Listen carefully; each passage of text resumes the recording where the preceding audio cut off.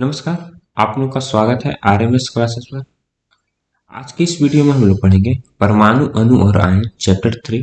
उससे question answer जितने भी हैं, चाहे वो वस्तुनिष्ठ प्रश्न हो, चाहे वो अति लघु प्रश्न हो, चाहे वो लघु उत्तरीय प्रश्न हो, चाहे वो दीर्घ उत्तरीय प्रश्न हो, चाहे वह अंकित प्रश्न हो, तो सारे प्रश्नों के उत्तर आपको इस वीडियो में मिलेगा। उम्मीद करता हूँ कि आप इस चैनल पर नए नहीं होंगे। आप इस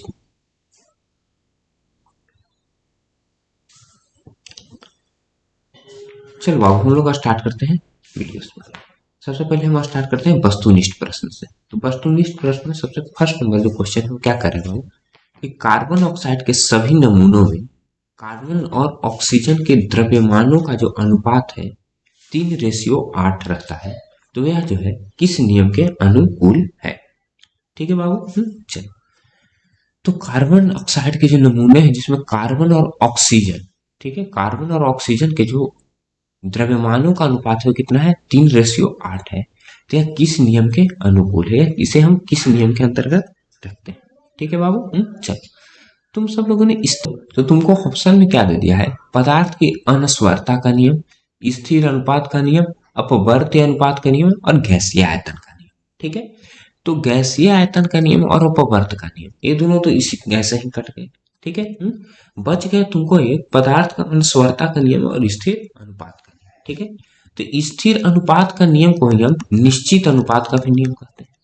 ठीक है, इसी को हम क्या कहते हैं बाबू? निश्चित अनुपात का नियम। ठीक है। चलो, तो यहाँ तो तुम इसको स्थिर अनुपात को, या तो तुम निश्चित अनुपात को। तो हम सबसे पहले जानते हैं कि पदार्थ का जो अनस्वरता का जो नियम है वह क्या कहता है। ठीक है, तो पदार्थ का अनस्वरता का नियम क्या कहता है बाबू कि यदि कोई रासायनिक अभिक्रिया हो रही है तो रासायनिक अभिक्रिया के फलस्वरूप जो उसका जो द्रव्यमान होगा, यानी यदि हम मान लें कि ये जो है बी से अभिक्रिया करके सी और डी का निर्माण कर रहा है। ठीक है, ये जो है बी से अभिक्रिया करके क्या कर रहा है? सी और डी का क्या कर रहा है? निर्माण कर रहा है। तो ए और बी का जो कुल द्रव्यमान होगा वो कितना होगा? सी और डी के मिलाने पर उतना ही द्रव्यमान होगा।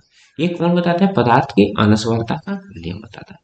तो इसमें तुमको क्या दे दिया? अनुपात में दे दिया है बाबू। ठीक है, कि ऑक्सीजन के द्रव्यमान का अनुपात कितना है, कार्बन के अनुपात के द्रव्यमान कितना है। ठीक है, तो यहाँ पर तो अनस्वरता का नियम होगा नहीं। ठीक है। तो इसलिए बच क्या कौन गया? तुमको स्थिर अनुपात का नियम ना, या निश्चित अनुपात का नियम का। ठीक है, तो स्थिर अनुपात का नियम और निश्चित अनुपात का नियम जो है तुमको बताता है कि यदि कोई पदार्थ का निर्माण हो रहा है, सपोज करो कि H2O का निर्माण हो रहा है।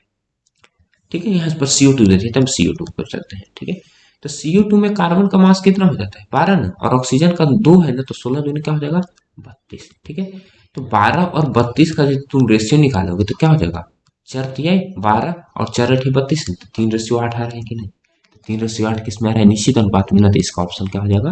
हो जाएगा। ठीक है। चलो आगे बढ़ते हैं क्वेश्चन नंबर सेकंड। किस वैज्ञानिक के अनुसार जो है, जब परमाणु क्या होता है? अविभाज्य होता है, यानी परमाणु का जो है विभाजन क्या है? संभव नहीं है। तो यह बात किस वैज्ञानिक ने बताया था? तो यह बात जो है तुमको सर जॉन डाल्टन ने बताया था कि परमाणु जो है अविभाज्य है, यानी इसका जो है विभाजन संभव नहीं है। ठीक है। चलो आगे आगे। तत्व के वह सूक्ष्मतम कण जो मुक्त रूप में नहीं रहते हैं किंतु सभी अभिक्रियाओं में क्या होता है? वह भाग लेता है। ठीक है, जो मुक्त रूप में नहीं रहते। तो मुक्त रूप में कौन नहीं रहते हैं बाबू? अणु तो मुक्त रूप में न रहते हैं बाबू। जो तत्व का वैसा सूक्ष्मतम कण जो मुक्त रूप में रहते हैं। ठीक है, तो मुक्त रूप में और अभिक्रिया में भाग लेते, पिंड और नाभिक तो अभिक्रिया में भाग नहीं लेते हैं। अभिक्रिया में सिर्फ अणु और परमाणु भाग लेते हैं ना। तो अणु जो है जो मुक्त रूप में रहता है, मगर परमाणु जो है क्या होता है? मुक्त रूप में नहीं रहता है। ठीक है, तो यानी इसका क्या हो जाएगा? ग ना, इसका आंसर क्या हो जाएगा? ग। आगे बढ़ जाओ। निम्नलिखित में कौन एक परमाणु अणु के रूप में रहता है? ठीक है, तो एक परमाणु अणु के रूप में कहने का मतलब है कि किसको जो है हमेशा एक परमाणु के रूप में यानी अकेले रहता है। ठीक है, यानी वह अभिक्रिया में भाग नहीं लेता। तो तुम हाइड्रोजन को ऐसे भी लिख सकते हो, H2 भी हम लिखते हो। हाइड्रोजन को दो तरह से भी नहीं लिखते हो, क्लोरीन को भी Cl लिखते हो और Cl2 लिखते हो। सल्फर को S भी लिखते हो, H2 लिखते हो, A60 लिखते हो। ठीक है, पर आर्गन जो है हमेशा Ar ही रहेगा। इसका रीजन क्या है? आर्गन क्या होता है? इनर्ट गैस होता है। ठीक है, इनर्ट गैस कहो, नहीं तो तुम इसको क्या कर सकते हो? निष्क्रिय गैस, यानी यह क्या है? अभिक्रिया में भाग नहीं लेता है। यदि वह अभिक्रिया में भाग लेगा ही नहीं तो उसका परमाणु क्या होगा? बढ़ेगा। तो हमेशा क्या होगा, नट गैस रहेगा, क्या होगा, एक परमाणु कण के रूप में रहता है। तो इसका आंसर क्या हो जाएगा, घ आर का। आगे बढ़ जाओ। तत्व ए और बी की संयोजकताएं जो है, जो क्रमशः 3 और 2 है, ठीक है। तो तत्व ए की जो संयोजकता क्या है, 3 है, और बी की जो संयोजकता क्या है, 2 है। तो इन तत्वों के संयोग से जो बने यौगिक का सूत्र होगा वो क्या होगा। तो तुमको ऐसा नहीं समझ में आ रहा है तो ऐसा समझते हैं कि 3 संयोजकता किसकी होते हैं बाबू, एल्यूमिनियम के, और 2 संयोजकता किसका होता है, ऑक्सीजन का। तो इससे बने जो पदार्थ होते हैं एल्यूमिनियम ऑक्साइड, क्या होता है, Al2O3 ना। तो यानी क्या हो जाएगा, जो 3 वाला है उसका क्या हो जाएगा, 2 ना। तो 3 ए की संयोजकता है तो इसको हम 2 लिखेंगे, और बी की 2 संयोजकता है तो इसको हम 3 लिखेंगे। ठीक है, तो क्या हो जाएगा, A2B3। A2B3 इसमें ऑप्शन में नहीं दिया है, चलो तो A2B3 हो जाएगा। इसका ऑप्शन क्या हो जाएगा, इसको चेक कर लेता हूँ, ख में ऑप्शन है क्या है ही A2B3। ठीक है, आगे बढ़ जाते हैं। ठीक है, और यह कैसे होता है, इसको चार्ज से रिलेट करके बनाया जाता है बाबू। ठीक है, इसको प्लस माइनस, एल्यूमिनियम पर क्या होता है, चार्ज क्या होता है, +3 होता है, और ऑक्सीजन पर चार्ज क्या होता है, -2 होता है। ठीक है, चलो।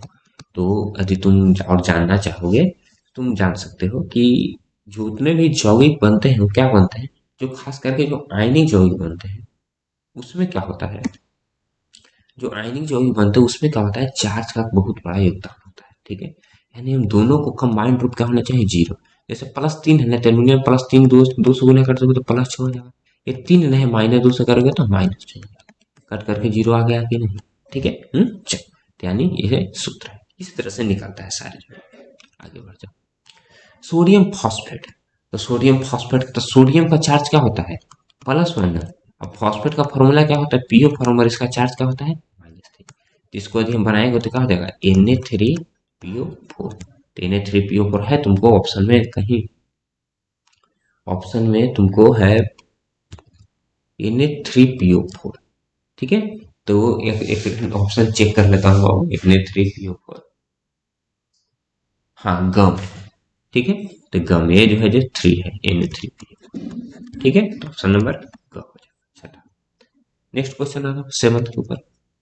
एवोगाड्रो, तो एवोगाड्रो कांस्टेंट का वैल्यू क्या होता है, 6.022 गुना 10⁻23 ना। तो एक किसमें है तुमको, ऑप्शन नंबर क ख ग हो गया है ना, तो घ हो जाएगा। ठीक है, ये क्या है, घ है। उच्च तो टाइप करने में थोड़ा बहुत गड़बड़ हो जाता है बाबू, ध्यान नहीं रहता है। मानक ताप एवं दाब पर किसी गैस के 1 मोल का आयतन कितना होता है, 22.4 लीटर होता है। ठीक है, तो यानी ये मिलीलीटर नहीं, तो ऑप्शन कट जाएगा, यानी ख हो जाएगा, 22.4 लीटर। ठीक है, आगे बढ़ जाओ। सोडियम के परमाणु का द्रव्यमान 23 है, तो 46 ग्राम सोडियम में मोल की संख्या क्या है। ठीक है, तो मोल की संख्या का फॉर्मूला क्या होता है बाबू, ग्राम में द्रव्यमान। ठीक है, क्या होता है, ग्राम में द्रव्यमान, और बटा क्या होता है, परमाणु है ना, तो परमाणु द्रव्यमान, तो उस तत्व का जो है परमाणु द्रव्यमान कितना होता है। ठीक है, तो ग्राम में द्रव्यमान हमारे पास कितना है, 46, और इसका परमाणु द्रव्यमान क्या होता है, 23 ना, तो यानी 2 मोल आ जाएगा। 2 मोल किसमें है, ग में ना, तो 9 का आंसर क्या हो जाएगा, ग हो जाएगा। आगे बढ़ जाओ। आणविक द्रव्यमान 120 वाले यौगिक का सरल सूत्र CHO हो, तो यौगिक का अणु सूत्र क्या होगा। ठीक है, तो तुम सब लोग जानते हो बाबू कि अणु सूत्र बराबर क्या होता है, फॉर्मूला क्या होता है, n गुना सरल सूत्र, n गुना सरल सूत्र। तो सरल सूत्र इसका CHO ना है, सरल सूत्र इसका CHO है। एक तो मैं चेक कर लेता हूँ, नहीं CH2O है, ये भी अभी गड़बड़ हो जाता, CH2O है इसका सरल सूत्र। ठीक है, तो इसका यदि हम आणविक द्रव्यमान निकालना चाहें, तो कार्बन का 12 ना, और हाइड्रोजन का 2 गुना 1, और प्लस ऑक्सीजन का 16 ना, तो 12 और 2 ना, 2 मतलब 16 ना, तो 12 2 14, 16 क्या हो जाएगा, 30 ना। तो 30 से 120 कितना गुना है, 4 गुना ना है, तो n का वैल्यू क्या हो जाएगा, 4 ना, तो 4 आ गया। तो 4 गुना सरल सूत्र ना, तो CH2, 4 गुना CH2। ठीक है, तो 4 गुना CH2O ना, तो C में 4 से गुना करोगे तो क्या होगा, C4 ना, H2 में 4 से तो करोगे 8 ना, तो C4H8O4। C4H8O4 यानी ऑप्शन नंबर ख हो जाएगा। ठीक है। चल आगे बढ़ते हैं क्वेश्चन नंबर 11 को। कौन जो है चतुष्परमाणिक अणु है। चतुष्परमाणुक अणु को मतलब कहा गया कि 4 गो है। तो ऑक्सीजन में 2 आ रहा है ना बाबू, O3 में 3 है ना, इसमें देखो 2 ऑक्सीजन का 1 नाइट्रोजन का 3 ना, यहाँ पर देखो 3 ऑक्सीजन का सल्फर का 1 4 ना, क्या हो जाएगा ऑप्शन नंबर चतुष्परमाणु यानी 4 अणु। किसी पदार्थ के अणु में विद्यमान परमाणुओं की संख्या क्या कहलाती है। तो परमाणुओं की संख्या को हम क्या कहते हैं बाबू, परमाणुकता कहते हैं। ठीक है, उसे हम क्या कहते हैं, परमाणुकता कहते हैं। आगे आ जाओ। अमोनिया NH3 में नाइट्रोजन की जो संयोजकता होगी वह क्या होगी। तो अमोनिया में ऐसे भी नाइट्रोजन की संयोजकता क्या होती है, 3 ही ना, तो यहाँ पर भी 3। और अमोनिया में कह रहा है तो इसका मतलब है कि चार्ज। तो अमोनिया में नाइट्रोजन का चार्ज क्या होता है, -3, हाइड्रोजन का क्या होता है, प्लस है। 3 से देखो तो बैलेंस पर है कि नहीं, यानी 3 इसका। आगे आ जाओ। इथेनोइक अम्ल का अणुसूत्र जो है, जो C2H और क्या है, इसमें फिर से मिट गया है, C2H4O2 है, C2H4 और यह O2 है। इसका सरल सूत्र क्या होगा। तो सरल सूत्र बराबर क्या होता है फॉर्मूला, सरल सूत्र बराबर जो है फॉर्मूला हो जाता है, क्या हो जाता है, अणुसूत्र बटा N। ठीक है। तो अणुसूत्र इसका क्या है, C2H4O2। तो इसमें हम क्या कॉमन ले सकते हैं, 2 कॉमन ले सकते हैं। 2 कॉमन लेंगे तो क्या हो जाएगा, CH2। ठीक है, तो इसका N का वैल्यू क्या आ जा रहा है, 2 ना, 2 आ जाएगा। ठीक है, 2 आ रहा है ना, तो CH2O यानी ऑप्शन नंबर ख। आगे आ जाओ। रिक्त स्थानों की पूर्ति करने में आगे, तो किसी तत्व के जो परमाणु है वह क्या होते हैं। तो किसी तत्व के सभी परमाणु के बाद खाली स्थान है। ठीक है, खाली स्थान कहाँ कहाँ है वहां पर मैं मार्क कर देता हूँ। तो सभी के बाद है खाली स्थान, सॉरी सभी सभी परमाणु के बाद है खाली स्थान, यहाँ के बाद है खाली स्थान। और किसी रासायनिक अनुपात के पहले है, विचार से के बाद। ठीक है, तो यहाँ पर है खाली स्थान। और थर्ड में क्या है के पहले है खाली स्थान। और सोडियम का परमाणु द्रव्यमान 23 है ना, सोडियम का परमाणु द्रव्यमान 23 सोडियम ग्राम परमाणु द्रव्यमान, यहाँ पर है खाली स्थान। ठीक है, और 5 मोल अमोनिया NH3 का द्रव्यमान, द्रव्यमान के बाद है खाली स्थान। ठीक है। चलो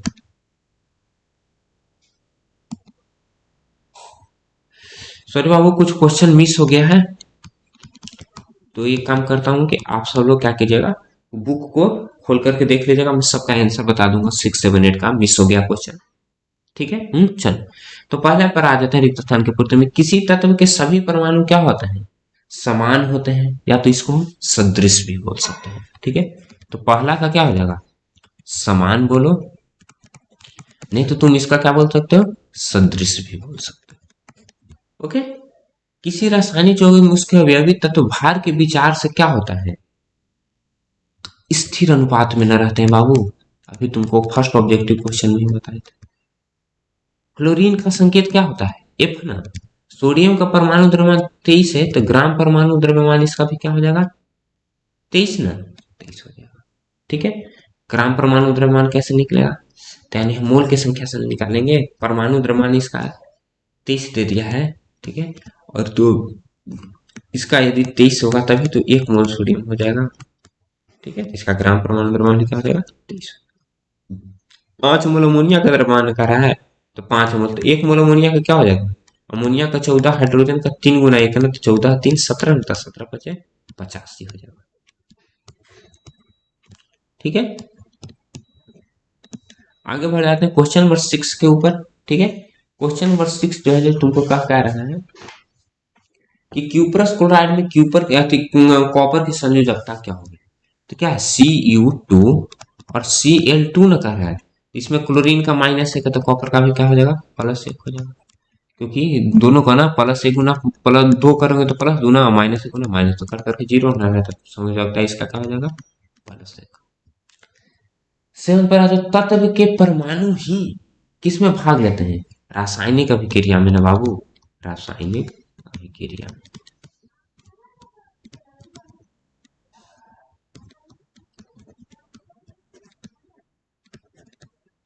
आगे आ जाओ क्वेश्चन नंबर 8 के ऊपर। क्वेश्चन नंबर 8 क्या कर रहा है कि मानक ताप एवं दाब पर 44 ग्राम कार्बन डाइऑक्साइड का आयतन क्या होगा। तो 44 ग्राम कार्बन डाइऑक्साइड ने तो मोल निकालना था कि 44 ग्राम कार्बन डाइऑक्साइड में कितना मोल होगा। तो CO2 ना, तो 16 दूना 32 और कार्बन का 12 ना, तो 32 और 12 क्या हो जाएगा 44। ठीक है, तो इसका यदि मोल निकालना चाहो तो मोल क्या क्या हो जाएगा, यहाँ पर हम मोल की संख्या निकालते हैं। तो मोल की संख्या क्या होता है, ग्राम में द्रव्यमान है तो 44 बटा आणविक द्रव्यमान 44 ना, 44 बटा 44 यानी 1 मोल ना। तो 1 मोल का आयतन कितना होता है 22.4 लीटर ना। इसका आंसर हो जाएगा क्या 22.4 लीटर, 22.4। अब आ जाते हैं सही गलत पर। एक मोल कार्बन में 12 परमाणु रहते हैं बाबू, एक मोल कार्बन में 12 परमाणु रहते हैं, क्या है गलत है ना। एक मोल कार्बन में कितना रहता है बाबू, C12 मौजूद होता है। ठीक है हैं? और परमाणु की संख्या कितना होता है एक मोल में 6.022 गुना 10 के पावर 23 ना 23। अणु परमाणुओं का बना होता है, अणु जो है जो परमाणुओं का बना होता है, बात सही है। अणु जो है परमाणुओं के संयोग से बनते हैं। ठीक है अणु का जो निर्माण होता है वह क्या होता है, परमाणु को क्या करता है जोड़ने से होता है। ठीक है विभिन्न तत्वों के परमाणु के द्रव्यमान समान होता है नहीं ना बाबू, सबके परमाणु द्रव्यमान क्या होता है अलग अलग होता है। सिल्वर का संकेत एस है, गलत ना, सिल्वर का संकेत क्या है Ag ना। पारा का संकेत Hg ना, सही है। एक ए म्यू बराबर C12 परमाणु के बराबर भाग ना, ये बात तो सही है।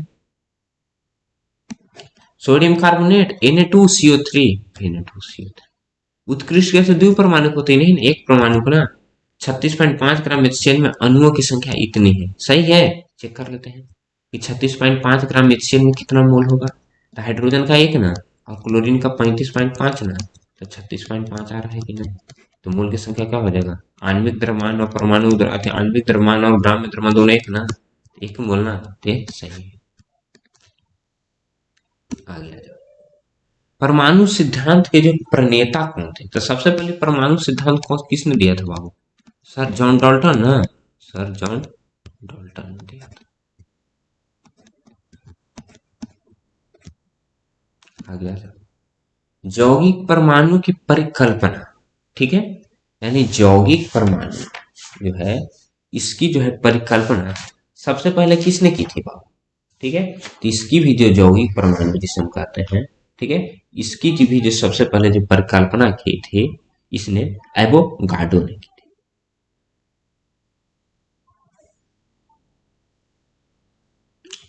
तो यौगिक परमाणु तो सबसे पहले ऐसे तो यौगिक परमाणु के रूप में तुमको बताए थे जॉन डाल्टन ने। ठीक है, मगर इसका नया नाम अणु चेंज करके किसने क्या दिया था, एवोगाड्रो ने। ठीक है चलो, यदि यौगिक परमाणु के यदि सबसे पहले नाम किसने रखा था, डाल्टन ने। और इसको विस्तार से यदि चर्चा के ऊपर बात करें तो किसने किया था, एवोगाड्रो ने। और इसका नाम चेंज करके क्या कर दिया था, अणु। तत्व के संकेत से आप क्या समझते हैं, ठीक। तो तत्व के संकेत से हमें क्या मिलते हैं कि तत्वों के बारे में जानकारी मिलती है हमें। ठीक है, तत्वों के बारे में हमें क्या मिलती है, जानकारी मिलती है कि यदि हम जैसे हम हाइड्रोजन यदि हम H लिखे तो H से हमें क्या पता चल रहा है कि हाइड्रोजन है। Cl लिख रहे तो Cl से हमें क्या पता चल रहा है कि क्या है क्लोरीन है। इससे हम कहाँ से पता चल रहा है, संकेत ना। और इसका डिटेल में और क्वेश्चन तुमको लघु उत्तर में पूछ रहा है तो उसमें मैंने डिटेल में बता दूंगा। ठीक है, इस संकेत का क्या मतलब होता है, तो घबराना नहीं। तत्व के ग्राम परमाणु द्रव्यमान क्या है, ठीक है। तो ग्राम परमाणु द्रव्यमान तत्व का क्या है कि जो तुमको इसको यदि हम लिखना चाहो तो मोल की संख्या का क्या होता है, ग्राम परमाणु द्रव्यमान और बटा परमाणु द्रव्यमान ना। ठीक है, तो ग्राम परमाणु द्रव्यमान क्या होता है, ये तुमको क्या रहता है दिया हुआ रहेगा कि इतना ग्राम परमाणु द्रव्यमान है। ये तो यदि तुमको लिखना चाहो तो ग्राम परमाणु द्रव्यमान लिख सकते हो, तो क्या हो जाएगा मोल की संख्या बटा परमाणु द्रव्यमान। ठीक है, तो ग्राम परमाणु द्रव्यमान बराबर क्या हो जाएगा, मोल बटा क्या हो जाएगा परमाणु, मोल बटा क्या हो, अच्छी सॉरी सॉरी सॉरी, ग्राम परमाणु द्रव्यमान बराबर क्या हो जाएगा मोल गुना परमाणु द्रव्यमान, ठीक है, मोल गुना परमाणु द्रव्यमान, ठीक है, क्रॉस मल्टीप्लाई कर लो। आगे आ जाओ। सोडियम और क्लोरीन के परमाणु द्रव्यमान 23 और 35, तो सोडियम क्लोराइड का सूत्र द्रव्यमान में का, तो Na और Cl लगा रहा है, तो Na का 23 ना, और क्लोरीन का 35.5, तो दोनों को जोड़ दोगे तो क्या हो जाएगा 58.5 ना, 58 आगे आ जाओ। Ca का परमाणु द्रव्यमान क्या है 40 है, तो CaCO3 का आणविक द्रव्यमान 100 है, तो CuCO3 में कैल्शियम की प्रतिशत क्या होगी, ठीक है?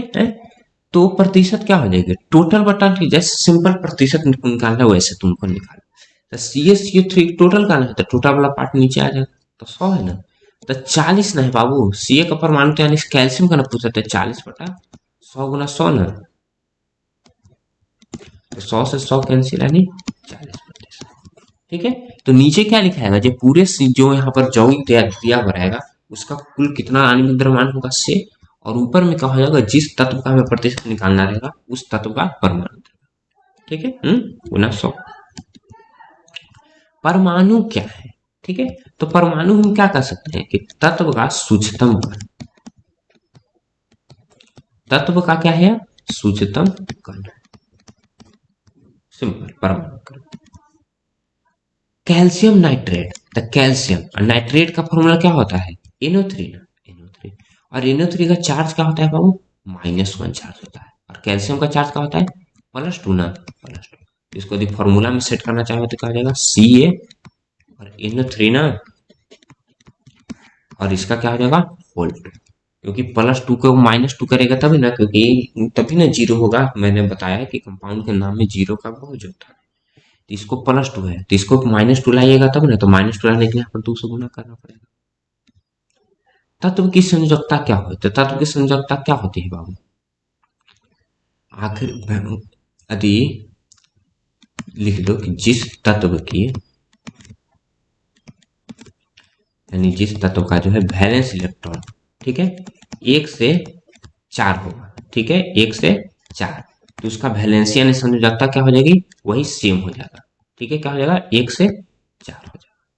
और जिस तत्व का वैलेंस इलेक्ट्रॉन जो है 5 से 8 हो जाता है, ठीक है 5 से 8, तो उसका जो वैलेंसी क्या हो जाता है 8 माइनस वैलेंस, ठीक है, तो संयोजकता होती है। तो 5 वाला की संयोजकता क्या हो जाएगी 8 माइनस 5 3 ना, 6 वाला के 2, 7 वाला के 1 और 8 वाला के। आयन क्या है, आयन हम किसको कहते हैं, ठीक है, चलो तो आयन एक समझने का चीज है, जैसे तुमको यदि कहेगा, ऐसे तो सिंपल हम यदि डिफिनेशन लिखना चाहो तो लिख दो कि आवेशित कणों को आयन कहा जाता है, ठीक है, आवेशित कणों को आयन कहा जाता है।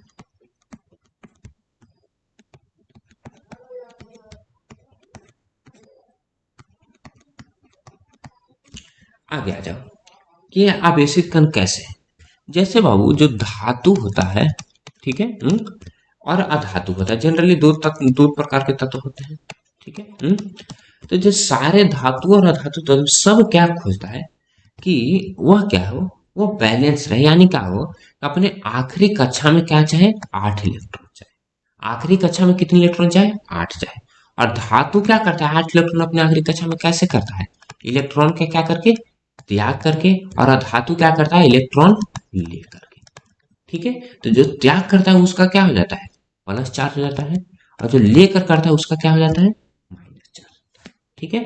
तो आयन क्या है आवेशित कणों को हम आयन कहते हैं, और आयन क्या है कि वैसा तत्व जो क्या करता है सारे तत्व जो है अपने आखिरी कक्षा में क्या करते हैं 8 इलेक्ट्रॉन चाहते हैं, ठीक है, तो धातु कैसे करता है 8 इलेक्ट्रॉन त्याग करके, और धातु कैसे 8 इलेक्ट्रॉन प्राप्त करता है लेकर के, और जो त्याग करता है उस पर चार्ज प्लस, जो लेकर करता है उस पर चार्ज।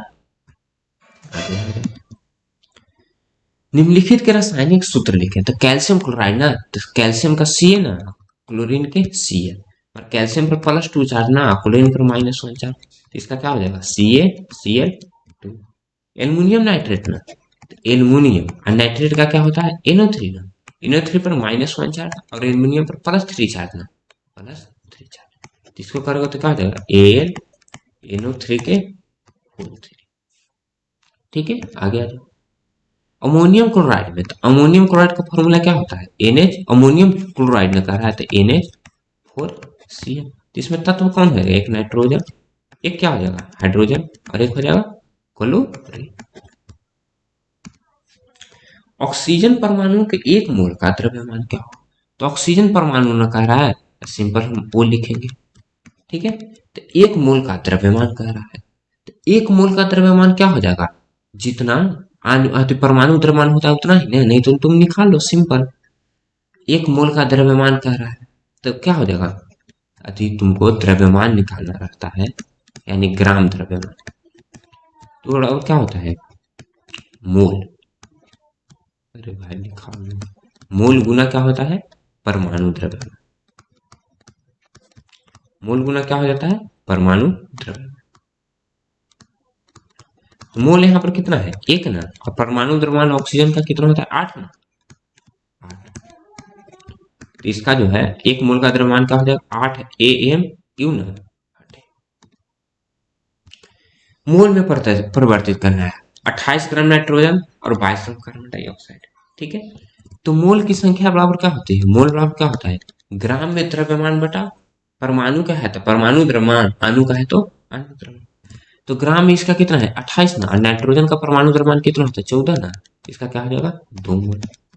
और 22 ग्राम ना, जिसको भी मोल की संख्या तो 22 बटा कार्बन डाइऑक्साइड का आणविक द्रव्यमान निकालो तो कार्बन का 12 ना, और ऑक्सीजन 2 गो है ना, तो 2 गुना, और एक का होता है 16 ना, तो 12 प्लस 32 ना, तो क्या हो जाएगा 44। तो 22 बटा 44 ना, तो कट करके आ जाएगा 1/2 ना, 1/2 यानी 0.5। आगे आ जाओ। परमाणु द्रव्यमान व्यक्त करने के लिए आजकल किस तत्व को परमाणिक माना गया है, कार्बन को ना बाबू, कार्बन, उसमें भी कार्बन C12 जो है समस्थानिक रूप में।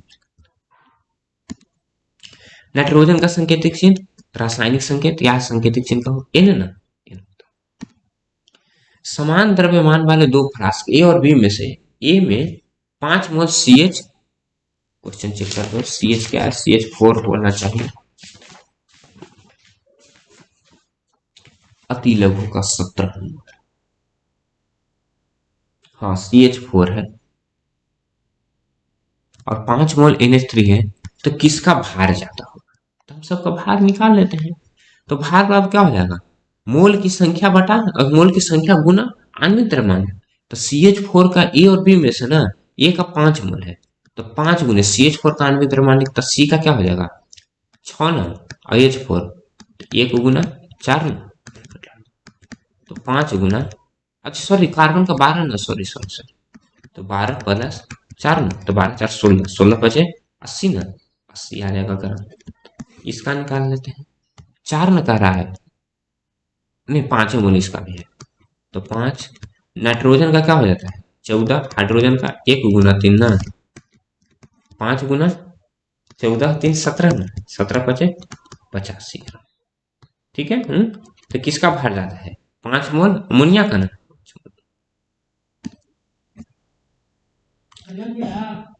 हाँ हो। चलो नेक्स्ट क्वेश्चन क्या है, CH3 यहाँ पर होना चाहिए, CH3 COO में घन आयन और ऋण आयन की पहचान करना। ठीक है, चलो तो CH4 पर क्या हो जाएगा प्लस COO। ठीक है, तो पूरा पर क्या हो जाता है COO पर -1 का चार्ज होता है। ठीक है, और CH3 पर को क्या माना जाता है प्लस। ओके, चलो, और यदि अकेले अकेले यदि कहते तब फिर सोडियम पर क्या हो जाता प्लस चार्ज हो जाता है। ठीक ठीक है, चलो, तो इस स्थिति में क्या हो जाता है COO पर कितना चार्ज हो जाता है, एक COO हो जाता है और इस पर चार्ज होता है -2, और Na पर क्या चार्ज होगा +1, और एक CH3 इस पर भी चार्ज। ठीक है, तो इसको दो तरफ से देख सकते हो, एक हो जाएगा COO Na और CH3, नहीं तो COO Na अलग और CH3।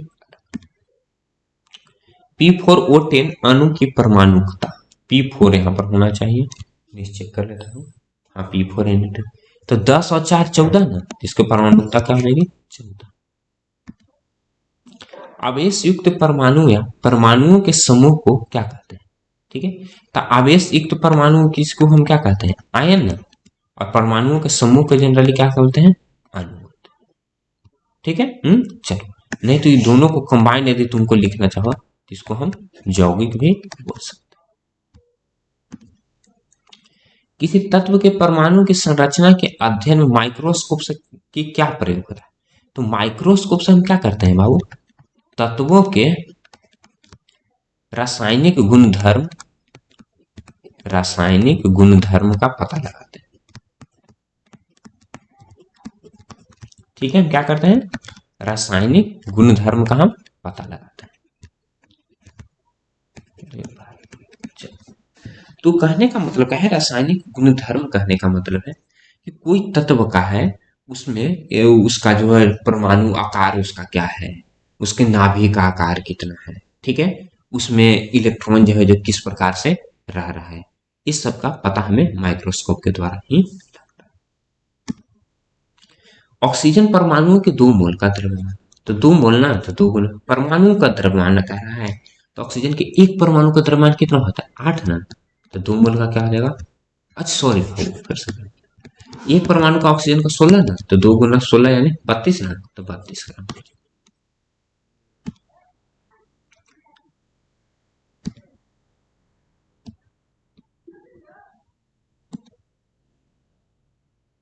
चलिए, अब हम लोग आ जाते हैं लघु उत्तरीय प्रश्न को।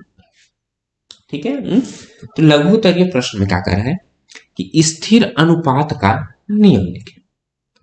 तो स्थिर अनुपात का नियम तुमको ऑब्जेक्टिव के फर्स्ट क्वेश्चन में भी समझा दिए थे। ठीक है, इसमें क्या होता है कि भार के हिसाब से उसका क्या रहता है? एक अनुपात में रहता है। ठीक है, चलो, इसमें जल का ले लिया मैंने उदाहरण, तो जल का क्या हो जाता है? H2O ना बाबू, H2O हो जाता है। ठीक है, तो हाइड्रोजन का क्या हो जाएगा? +1 गुना, यदि हम करना चाहो तो यहाँ पर हाइड्रोजन का क्या हो जाएगा? वाटर का हाइड्रोजन का क्या हो जाएगा? 2 ना, और ऑक्सीजन का क्या हो जाएगा? 16। ठीक है, और 2 और 16 का यदि तुम रेशियो निकालना चाहो तो क्या हो जाएगा? 2/16 यानी क्या हो जाएगा? 1:8 ना, 1:8। ठीक है, तो यहाँ पर यदि हम जल के भार के हिसाब से 9 भाग ले लेंगे तो 8 भाग ऑक्सीजन हो जाएगा और 1 भाग उसका हाइड्रोजन हो जाएगा। समझ रहे हो? उसमें मैंने CO2 के जरिए समझाया था। तो स्थिर अनुपात का नियम यही है कि यदि भार के हिसाब से हम निकालें तो उसका क्या हो जाएगा? हर हिसाब से उसका अनुपात का होगा बराबर है। यानी कहने का मतलब है कि यदि तुम कल का पानी लियो तो उसमें भी हाइड्रोजन और ऑक्सीजन के भार के हिसाब से अनुपात क्या होगा? यही हो जाएगा 1:8 का। यदि तुम समुद्र का पानी लिए हो तो उसका भी अनुपात 1:8 हो जाएगा। चाहे किसी भी तरह का पानी मिनरल वाटर लो तो उसका भी अनुपात 1:8 होगा। ठीक है, आगे आ जाओ दूसरा क्वेश्चन पर। दूसरा क्वेश्चन क्या करे? किसी पदार्थ के एक कहा गया, हाँ, कि एक के 5.2 ग्राम दूसरे पदार्थ के इतना ग्राम के साथ संयोग करके इतना 7.9 ग्राम का प्रतिफल बनाते हैं, तो सिद्ध कीजिए कि द्रव्यमान के अनुस्वारता का नियम क्या होता है? A+B C+D। यानी क्या होता है? या कोई प्रोडक्ट जो बनाता है उसको ऐसे समझ कि जो प्रोडक्ट बनाने के पहले उसका जितना द्रव्यमान होता है वही क्या होता है प्रोडक्ट बनने के बाद। यानी कोई पदार्थ का निर्माण यदि हो रहा है तो निर्माण के पहले जितना उसका द्रव्यमान होगा उतना ही क्या हो जाएगा? निर्माण के बाद हो जाएगा। तो निर्माण के पहले इसका क्या है? तो 5.2 है ना, और 2.7 से संयोग करता है तो टोटल कितना हो रहा है? 7.9 ना, और क्या कर रहा है? 7.9 का ना प्रतिफल बना रहा है। ठीक है, तो ये बराबर हो जा रहा है कि नहीं हो जा रहा है? ठीक है, तो 7.9 में तो A+B और AB बराबर है ना, तो ये स्पर्धा का नियम का पालन कर। परमाणु की विशेषताएं क्या है? ठीक है, तो परमाणु की विशेषता बहुत सारा है। तो परमाणु की विशेषता क्या है? क्या क्या है? यह तत्व जो है जो प्रत्येक तत्व के यानी सभी गुणों में प्रदर्शित करता है। ठीक है, यदि किसी भी तत्व को यदि हम सोडियम लिए, ठीक है, यदि हम सोडियम के एक परमाणु लिए हैं तो उसमें भी उतना ही गुण होगा जितना ही सोडियम के 2 परमाणु लिए। ठीक है, यानी कहने का मतलब है कि यदि एक परमाणु ले 2 परमाणु, सबका गुण क्या होगा? वह समान होगा, यानी हर उसके परमाणु में गुण समान होते हैं। जैसे हम नमक का उदाहरण लें और नमक को पूरा बुक दे और बुक के बाद एकदम छोटा सा बुकनी को जीभ पर रखें तभी वो क्या लगेगा, खट्टा ही लगेगा। और पूरा नमक का एक टुकड़ा लेकर खाएं तभी हमें खट्टा लगेगा। ठीक है, चलो, तो ये तो पहला गुण हो गया। और इसका विशेषता क्या हो जाएगा कि अरे यार, कि परमाणु का आकार क्या होता है, बहुत छोटा होता है। इसे हमें किससे देखते हैं, इलेक्ट्रॉनिक माइक्रोस्कोप से देखते हैं। ठीक है, और सभी तत्वों के जो परमाणु है क्या होता है, दिखने में क्या होता है, समान होता है, जबकि उसका गुण क्या होता है, अलग अलग। ठीक है, चलो आगे बढ़ते हो। क्वेश्चन नंबर 4 के ऊपर कि संकेत से क्या सूचनाएं मिलती है। तुमको मैंने कहा था कि लघुत्तरी में क्वेश्चन, उसमें मैं आपको डिटेल में बताऊं। तो संकेत से तुमको क्या क्या मिलते हैं। तो पहले तो हम संकेत से यदि हाइड्रोजन लिख रहे हैं तो हमें हाइड्रोजन का पता चल रहा है। ठीक है, और क्या करता है, वह किसी एक परमाणु को व्यक्त करता है, और क्या करता है, यह परमाणु द्रव्यमान को बताता है। ठीक है, चलो आगे आ जाओ। सापेक्ष परमाणु द्रव्यमान क्या कहते हैं, कि किसी तत्व का परमाणु द्रव्यमान जो है, जो C12 के परमाणु द्रव्यमान से के 12वें भाग से कितना अधिक होता है, इसी को हम क्या कहते हैं, सापेक्ष परमाणु द्रव्यमान कहते हैं। ये सारे डिफिनेशन वाले टर्म है बाबू, ये सब तो आपको याद करना पड़ेगा। ठीक है, इसमें कुछ समझाने वाला टर्म नहीं। नेक्स्ट आ जाए, अणु की परिभाषा देखिए।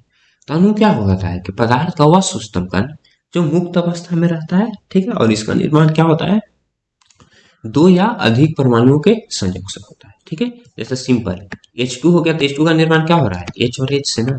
ये क्या हो गया, अणु हो गया H2, और H सब क्या हो गया, परमाणु। आगे आ जाओ। अणु की दो विशेषता लिखे, तो अणु को वही सेम विशेषता हो जाएगा जो परमाणु का होता है। इससे भी क्या होता है, अणुओं के गुण सदी अणु का गुण जो है वही पदार्थ का गुण हो जाएगा। और सभी पदार्थ के जितने भी अणु सब क्या होते हैं, एक समान होते हैं। पदार्थ के मूल से आप क्या समझे, तो मूल का मतलब क्या होता है, कि मूल जो है, जो पदार्थ की वह मात्रा है जिसमें मूल कण यानी इलेक्ट्रॉन, प्रोटॉन, परमाणु, न्यूट्रॉन, अणु, आयन की संख्या जो है C12 के परमाणु की संख्या के बराबर होती है। कहने का मतलब क्या बन जाता है, ठीक है, कि यदि हम एक मोल चर्चा कर रहे हैं, यदि तुम एक मोल सोडियम में इलेक्ट्रॉन पूछ रहे हो, ठीक है, एक मोल सोडियम में कितना इलेक्ट्रॉन है, तो आंसर क्या हो जाएगा, 6.022 गुना 10 के पावर 23 हो जाएगा। एक मोल सोडियम प्रोटॉन पूछे हो तो उसका भी आंसर ही हो जाएगा। एक मोल सोडियम में परमाणु तो उसका भी आंसर ही। एक मोल में न्यूट्रॉन उसका भी यही, अणु यही, आयन सब कुछ यही। पदार्थ के रसायन, तो सोडियम सल्फेट ना, तो सोडियम सल्फेट का फॉर्मूला क्या होता है, SO4, और SO4 पर चार्ज का होता है -2, और सोडियम पर प्लस है ना, तो इसका फॉर्मूला क्या हो जाएगा, Na2SO4। Sulphur trioxide, sulphur trioxide तो 3 गो ऑक्सीजन ना, बेरियम नाइट्रेट, तो बेरियम के बी है ना, नाइट्रेट के नाइट्रेट के चार्ज का होता है -1, इसका का होता है +2। तो इसको भी हमें करना है तो जोड़ना ना पड़ जाएगा, NO3 के। आगे आ जाओ। अब आ जाते हैं यानी दीर्घोत्तरीय प्रश्न पर। दीर्घोत्तरीय क्या कह रहा है, फर्स्ट क्वेश्चन कि बहुपरमाणु अणु क्या है, कुछ उदाहरण देकर के समझाना। तो बहुपरमाणु अणु क्या है, यानी 4 से अधिक यदि परमाणु है तो उसको हम बहुपरमाणु अणु कहें। जैसे A60 में कितने हैं, 8 हैं, इसमें क्या है, 4 1 5 है, इसमें क्या है, 3 1 4 1 5। तो ये सब क्या है, बहुपरमाणु। नेक्स्ट क्वेश्चन क्या कह रहा है कि डाल्टन के परमाणु के सिद्धांत के 5 मान्यता लिखें। ठीक है, तो डाल्टन के परमाणु के सिद्धांत के 5 मान्यता हो गया कि सभी पदार्थ क्या होता है, सूक्ष्म कणों से बने होते हैं, जिसे परमाणु कहते हैं। परमाणु को खंडित नहीं किया जा सकता है। रासायनिक प्रक्रिया द्वारा क्या होता है, परमाणु का न तो निर्माण किया जा सकता है, नहीं रासायनिक परमाणु अनस्वर होते हैं। किसी तत्व के सभी परमाणु समान होते हैं, ठीक है, और सभी परमाणु के जो है आकार, द्रव्यमान और रासायनिक गुण सारे उसका क्या होता है, समान होता है। परमाणु का क्या होता है, विभिन्न परमाणु तत्वों के परमाणु विभिन्न आकार, द्रव्यमान और रासायनिक गुण वाले। ठीक है, और रासायनिक संयोग से दो या अधिक तत्वों के परमाणु का संयोग करके क्या बनता है, यौगिक का निर्माण। आगे आ जाओ। किसी तत्व की संयोजकता को हमें व्याख्या करना है। संयोजकता किसको कर, तो हम एक सोडियम का एग्जांपल लेते हैं, एक क्लोरीन का एग्जांपल लेते हैं, सिंपल दोनों से समझ आ जाते हैं। इसका यदि वैलेंस इसके इलेक्ट्रॉनिक कॉन्फ़िगरेशन निकाला तो क्या हो जाएगा, 1s2 2s2 2p6 और 3s1। ठीक है। और इसका यदि तुम निकालना चाहो तो क्या हो जाएगा 1s2 2s2 3p6, ठीक है। और 3p6 के बाद हो जाएगा, अरे सॉरी बाबू 2p6 और उसके बाद हो जाएगा 3s2 और 3p, ठीक है। चल, तो संयोजकता जो है, जो क्या होता है संयोजकता, हम किसको कहते हैं, आखिरी सेल में उपस्थित इलेक्ट्रॉन की संख्या, जिसमें आखिरी सेल 3 नहीं है, यानी आखिरी कक्षा में जिसमें इलेक्ट्रॉन 1 नहीं है, इसका आखिरी सेल क्या है 3 है, तो 3 में 5 2 7। तो यदि जिसका वैलेंस इलेक्ट्रॉन यानी संयोजी इलेक्ट्रॉन 1 2 3 4 हो, तो उसका संयोजकता भी कहा जाएगा 1 2 3 4 हो जाएगा। तो जिसका एक वैलेंस इलेक्ट्रॉन उसका संयोजकता 1, तो सोडियम का एक वैलेंस इलेक्ट्रॉन आया यानी इसका 1 हो जाएगा। और जिसका संयोजकता पांच वैलेंस इलेक्ट्रॉन 5 6 7 8 हो, तो उसका संयोजकता क्या होता है 8 माइनस वैलेंस इलेक्ट्रॉन। इसका 7 न है तो 8 माइनस 7 यानी क्या हो जाएगा, ठीक है। संयोजकता ये होता है। आगे बढ़ जाओ, सरल सूत्र और अणुसूत्र में क्या है, तो अणुसूत्र का फॉर्मूला क्या होता है n गुना सरल सूत्र, सरल सूत्र का होता है अणुसूत्र बटा, ये सिंपल फॉर्मूला है, यही इसका आंसर, ठीक है। चलो, ग्राम आणविक द्रव्यमान क्या होगा Ca3PO4 के, ठीक है। चलो, तो Ca3 ना, तो कैल्शियम का क्या हो जाता है बाबू, यदि तुम कैल्शियम का यदि तुम जानते होगे, तो कैल्शियम का क्या होता है 40 ना, तो 40 कैल्शियम 3 गुना है, तो 40 गुना 3 प्लस फास्फोरस, यहाँ पर क्या हो जाएगा PO4 के होल 2 है ना, तो P2 को हो गया ना, अब फास्फोरस का क्या होता है 31, तो 31 गुना 2 प्लस ऑक्सीजन 4 दूनी 8 ना, तो 8 गुना क्या हो जाएगा 16 ना, तो 8 गुना 16, आगे निकाल लो, तो 40 क्या 120 और प्लस 65 ना, और 16 8 क्या हो जाता है 28 से, तो 8 2 10, 8 2 10 क्या हो, 8 2 10 हो जाएगा ना 10, और 2 6 2 8 2 10 1 11 ना, 11 1 1 2 1 3 ना, तो 310 AM। कैलकुलेशन चेक करना, हो सकता है कैलकुलेशन में गलती भी हो जाए। अगला क्या है H3PO4 है, ठीक है। चलो, तो H3 ना, तो हाइड्रोजन 1 3 गुना हाइड्रोजन तो 3, फास्फोरस 1 ना है, फास्फोरस का 31 ना 31, ऑक्सीजन 4 गुना है तो 4 गुना 16, 3 प्लस 31 प्लस 16 चौको 64 ना बाबू,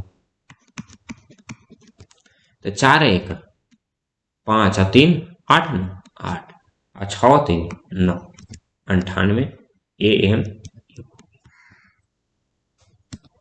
आगे आ जाओ, आगे क्या दे दिया तुमको H2SO4 का ना, H2SO4, तो हाइड्रोजन का 2 ना, तो 2 गुना 1, मैंने 2 हाइड्रोजन 1 इसका मास, सल्फर का 32 और ऑक्सीजन का 4 गुना 16, 2 प्लस 32 प्लस 64 ना, तो इसका भी क्या हो जाएगा 98 ना, 98 AM। एक और में बच गया तुमको Na3, सोडियम का 23 ना 23, नाइट्रोजन का 14 ना, 1 गुना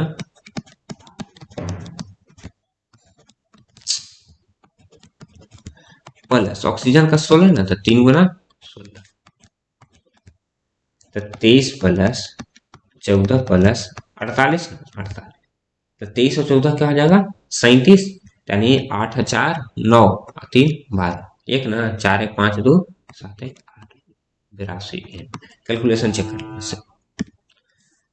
6 पर आ जाओ, आखिरी क्वेश्चन पर, रासायनिक सूत्र लिखने के लिए कह रहा है, तो कैल्शियम हाइड्रोजन कार्बोनेट, तो कैल्शियम का सी ना, हाइड्रोजन कार्बोनेट का क्या होता है HCO3, और HCO3 का जो चार्ज है वो क्या हो जाता है -1 होता है, इसका फॉर्मूला क्या हो जाएगा CaHCO3 का उल्टा। सोडियम हाइड्रोजन सल्फेट ना, तो सोडियम हाइड्रोजन सल्फेट का क्या होता है HSO4, ठीक है। और HSO4 का चार्ज होता है -1, सोडियम का प्लस एक, सिंपल है फॉर्मूला। एल्युमिनियम सल्फेट, तो एल्युमिनियम और सल्फेट का SO4 ना, SO4 एल्युमिनियम का प्लस 3 चार्ज में होता है, इसको हम क्या लिख देंगे SO4 के होल 3, और एल्युमिनियम का क्या हो जाएगा 2, क्योंकि एल्युमिनियम का प्लस 3 चार्ज ना। क्यूपरस क्लोराइड, ठीक है। अब क्यूपरस और क्यूप्रिक, अब यहाँ पर गौर कर लो बाबू कि क्यूपरस क्लोराइड यानी क्यूपरस में क्या हो जाता है, कॉपर का जो चार्ज होता है +1 हो जाता है। तो क्यूपरस क्लोराइड यानी क्या हो जाएगा, CuCl लिखो, नहीं तो तुम Cu2 और Cl2 भी लिख सकते हो। कॉपर सल्फेट तो Cu सल्फेट का SO4 ना, इसका फिर चार्ज +2 होता है, CuSO4। नेक्स्ट क्वेश्चन पर आ जाओ। मोल के महत्व प्रकाश डालना है, ठीक है। चलो, एक मोल यौगिक में, तो मोल के महत्व यानी हम सिंपल लिखते हैं, डिफिनीशन लिखना चाहे तो क्या करते हैं, पदार्थ के इतने कणों को निरूपण करता है। एक मोल यौगिक में इतना, एक मोल तत्व में इतना, एक मोल पदार्थ का आयतन, सिंपल। अब एक सिर्फ बच गया अंकित प्रश्न, वो आपको नेक्स्ट वीडियो में